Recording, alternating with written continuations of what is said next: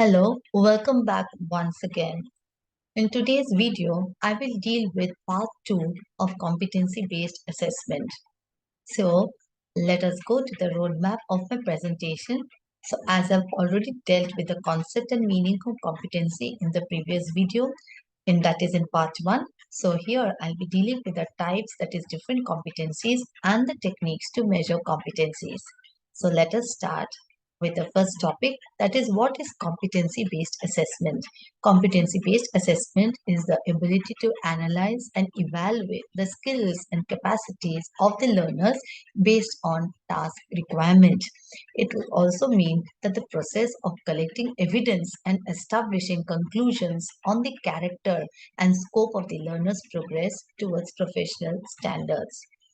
Now, when I say that the competency-based assessment means the process of collecting evidence, so we understand that we have to assess the learners at regular intervals and not go for only one type of assessment or one assessment which is usually conducted at the end of the semester or at the end of the year. So therefore, when we are dealing with the continuous assessment or when we are dealing with periodic assessment, we need to think of a certain ways of doing it. So let me take you to the next topic, that is the formative assessment. The formative assessment means that we are assessing the learners at regular intervals, and this can be done in a variety of ways so that we are able to draw the attention of the learners. We are also able to develop an interest in the learners, and we are also able to give importance to the different learning styles that each learner could have, or we are also able to give importance to the different background that the learners come from. And so based on that, we can design our tasks so that all of them are included in the learning process and they're involved in the learning process. So this formative assessment could be done either by introducing an activity or a task, or it could be in the form of games, and it could be in the form of, for example, an experiment that they need to conduct, or in the form of a writing task or a reading task, or even using the computer to complete a task. So it could be in the form of music, it could be in the form of visual, or it could be in the form of while reading a book, a story. It could be in the form of a dialogue. There's so many different ways we can assess the learners. So therefore, the formative assessments, the teacher has to take an effort to introduce these activities, or teacher has to take an effort to design this assessment in such a way so that they include all the learners in the learning process, and moreover, they're able to collect the evidence that will help them to find out the actual progress of the learners, or that will help them to ascertain the actual progress of the learners in terms of whether they have acquired a skill, to what extent they're able to apply the skill in newer situations. And then the traditional way of assessing the learners is a summative assessment, that is, and the examination is conducted at the end of the semester or the end of the a year.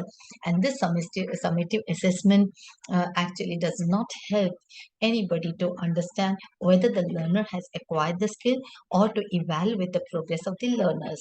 Most of the time, the summative assessment could also be biased and be prejudiced. So therefore, the summative assessment actually do not help the learners or the teacher.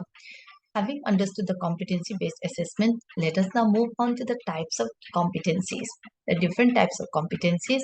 Number one, the learners could be assessed on the basis of the communication skills, that is, the ability to use words while communicating and also without the use of words, that is, with the help of body language, with the help of your facial expressions, the dress that you wear. All this type of communication can also help one to understand whether you are competent enough to communicate in a particular situation. And then the ability to think critically a particular problem or a particular aspect. For example, the ability to analyze a problem, the ability to look at a problem from different perspectives, that is very important. Creative skills is the ability to come up with new ideas that are unique and that is different from what normally the people come up with. So therefore, you have to be different. You have to be unique from all the people, all your colleagues, all the people surrounding you. And then comes the skill of collaboration, that is the ability to work in groups and also understand your group members, trust your group members, be tolerant towards the group members, and also develop a self-awareness about your strength and your weaknesses. And the ability to be innovative, that is to develop and introduce and implement the idea that is there in our mind in practically in the organization or in an institute, or it could be in the group. So the practical implementation could imply that you have to be able to evaluate the solution from different perspectives, from the practical possibility of implementation, and also keeping in mind the goals of the organization. Then comes the skill of adaptability. That is, one has to be flexible and accept the change that occurs around us. Then comes the skill of digital literacy. That is, understand and use technology. Leadership qualities. That is, not only delegate the responsibility to the group members, but also you have to influence the group members, guide the group members, be responsible in completing the task and helping and inspiring the group members. So the concept of leadership is always misunderstood in the sense that if the members are not able to perform a particular task, the leader has the right to punish them. So this punishment does not indicate, is not a sign of a good leader, because when you're punishing someone, you don't even realize that you are also at fault. You are also responsible for the not being able to complete that work. You are also responsible for not being able to communicate your thoughts clearly to your group members. So therefore, punishment is not the solution, but motivating your group members and helping them to complete the task and inspiring them in many different ways, that is the sign of a good leader. Then comes the concept of cross-cultural understanding, that is the ability to understand that the employees working in the organization could come from different cultural backgrounds, and so therefore we have to value other cultures and respect other cultures. So, having understood the different competencies, let us now move on to the techniques to measure these competencies. There are three techniques.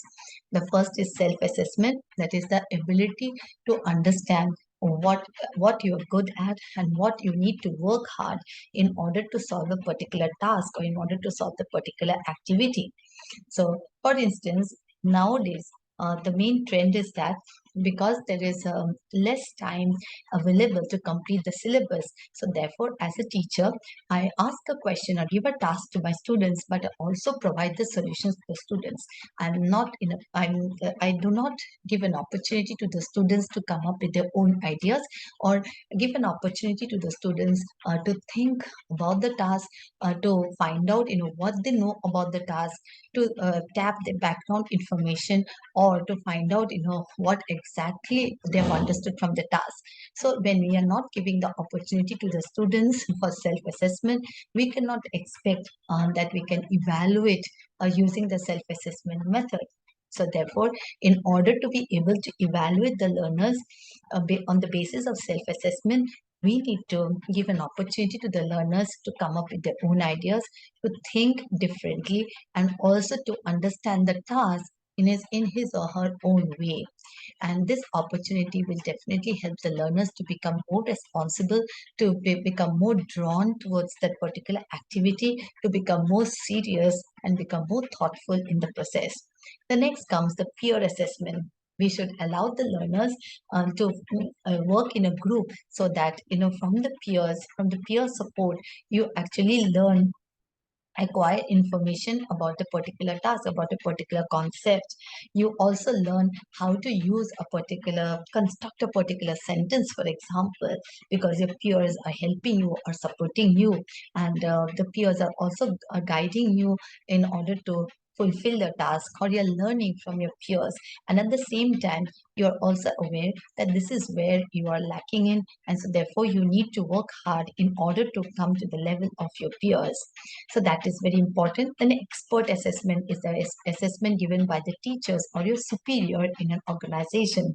The expert should assess on the ability of the learners or the ability of the colleagues in an organization, and on the basis of that, the expert should guide the colleagues, or the expert should guide the learners to perform a particular task and give his own opinion about the task and give reasons as to why this particular opinion is important. This is called as a 360-degree assessment. So having understood the assessment methods, I would like to thank all of you for your patient listening. I hope you had a proper understanding of competency-based assessment. In case you have any doubt, you can always get back to me and write in the comment section. Thank you once again.